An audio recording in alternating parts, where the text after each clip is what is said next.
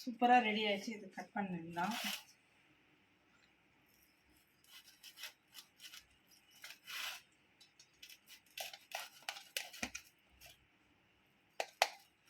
இது வந்து பார்த்திங்கன்னா பசங்களுக்கு வந்து ஈவினிங் ஸ்நாக்ஸ் மாதிரியும் செஞ்சு கொடுக்கலாம்.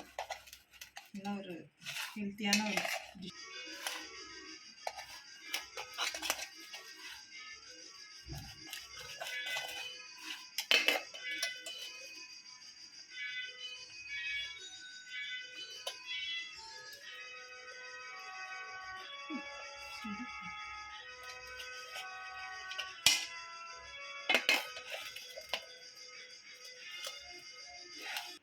இல்லை பாப்பா, இது ஒரு ஹாய் ஃப்ரெண்ட்ஸ், வெல்கம் டு அனி கிச்சன். நம்ம வந்து பார்த்திங்கன்னா ஒரு கேரளா டிஷ் பண்ண போகிறோம். அது என்னென்னா கலத்தப்பம் பண்ண போகிறோம். அதுக்கு வந்து ஒரு கிளாஸ் அரிசி எடுத்துக்கலாம். இதை வந்து நம்ம ஒரு 3 மணி நேரம் ஊற வச்சுக்கலாம்.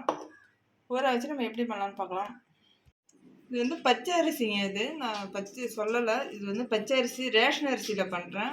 நல்லாயிருக்கும். இது வந்து நம்ம தண்ணி ஊற்றி ஊற வச்சுக்கலாம் ஒரு 3 மணி நேரம்.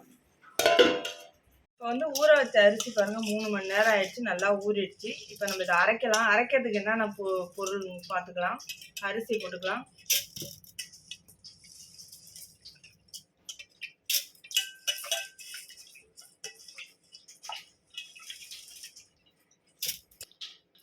இப்போ வந்து பார்த்தீங்கன்னா இந்த கப்பால் தான் நான் 1 கப்பு வந்து அரிசி எடுத்து ஊற வச்சேன். இப்போ அதே கப்பில் வந்து 1/2 கப்பு வந்து சாதம், வடித்த சாதம் போட்டுக்கலாம். 1/2 ஸ்பூன் ஜீரகம், 1/4 டீஸ்பூன் ஏலக்காய், உப்பு ஒரு 1/4 டீஸ்பூன் உப்பு எடுத்துருக்கனால 1/2 கப்பு வந்து நான் தண்ணி ஊற்றிக்கிறேன். 1/2 கப் தண்ணி. இப்போ வந்து இதை நல்லா அரைச்சிக்கலாம். நல்லா அரைச்சாச்சு மாவு. இதை வந்து நம்ம ஒரு பாத்திரத்தில் வந்து மாற்றிக்கலாம்.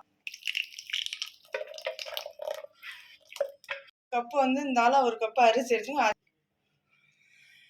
இந்த 1 கப்பு வந்து அரிசி எடுத்திருக்கேன். அதே அளவு வந்து பார்த்திங்கன்னா வெல்லம் எடுத்திருக்கேன்.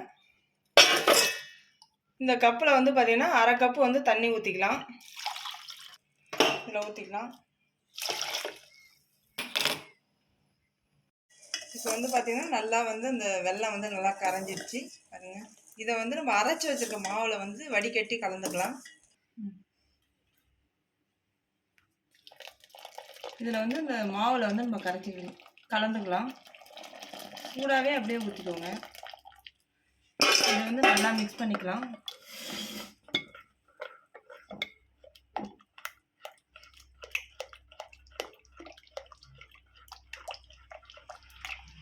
மிக்ஸ் பண்ணியாச்சு. இதில் வந்து பார்த்திங்கன்னா பேக்கிங் சோடா வந்து நம்ம சேர்த்துக்கலாம். 1/4 டீஸ்பூன் வந்து பேக்கிங் சோடா. நான்ஸ்டிக் வானல் எடுத்து வச்சுருக்கேன். அதில் வந்து பார்த்திங்கன்னா 3 டீஸ்பூன் வந்து நான் தேங்காய் எண்ணெய் ஊற்றிக்கிறேன். நீங்கள் வந்து ரீஃபண்ட் ஆயில், நெய் அந்த மாதிரி எது வேணாலும் யூஸ் பண்ணிக்கலாம். 1/4 கப்பு வந்து பார்த்திங்கன்னா அதுமாதிரி சின்னதாக தேங்காய் வந்து நான் கட் பண்ணி வச்சுருக்கேன். அந்த எண்ணெயில் போட்டுக்கலாம். இப்போ தேங்காய் வந்து பார்த்திங்கன்னா ஓரளவு நல்லா செவந்து வரணும். அது வரைக்கும் நல்லா வறுக்கணும். இப்போ வந்து தேங்காய் வந்து நல்லா இந்த மாதிரி கலர் வந்துடுச்சு. இப்போ வந்து நம்ம வந்து சின்ன வெங்காயம் வந்து ஒரு 1/4 கப்பு நறுக்கி வச்சுருக்கோம். அதை போட்டுக்கலாம். இந்த சின்ன வெங்காயம் வந்து பார்த்திங்கன்னா நல்லா செவந்து நல்லா பொரியணும். அது வரைக்கும் நல்லா வதக்கிக்குங்க. வெங்காயமும் நல்லா வதங்கிடுச்சு. இந்த ஸ்டேஜில் வந்து அரைச்சி வச்சுருக்க மாவு வந்து ஊற்றிக்கலாம்.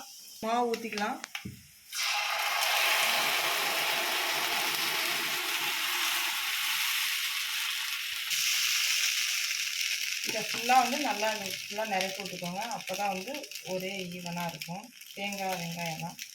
நீங்கள் வந்து அடுப்பை வந்து எந்த அளவு தீயை கம்மியாக வச்சுருக்கீங்களோ அந்த அளவு வந்து தீ வந்து கம்மியாக வச்சுட்டு இது மூடிடணும். அப்போ தான் வேகும். எப்படியும் ஒரு 20 நிமிஷத்துக்கு மேலே ஆகும். நல்லா ஒரு தட்டு போட்டு மூடிடலாம். இப்போ வந்து பாருங்கள் நல்லா ரெடி ஆயிடுச்சு. இதை வந்து ஒரு தட்டில் மாற்றிக்கலாம். சூப்பராக ரெடி ஆயிடுச்சு. இது கட் பண்ணிடலாம்.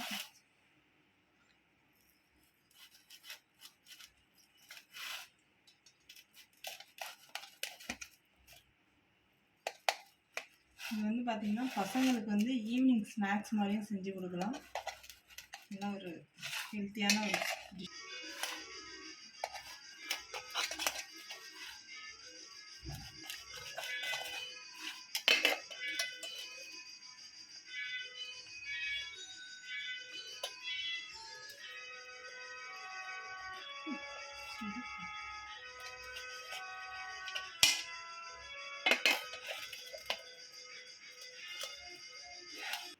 இல்லை பாப்பா இது பாருங்கள் சூப்பராக வந்துச்சு பாருங்க.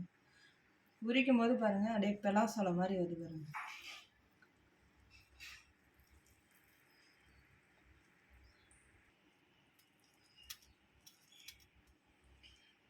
இந்த வீடியோ உங்களுக்கு பிடிச்சிருந்தா லைக் பண்ணுங்கள், ஷேர் பண்ணுங்கள், கமெண்ட் பண்ணுங்கள், மறக்காம சப்ஸ்கிரைப் பண்ணுங்கள், பெல் ஐக்கானை அழுத்த மாதிரி. ரொம்ப நன்றி.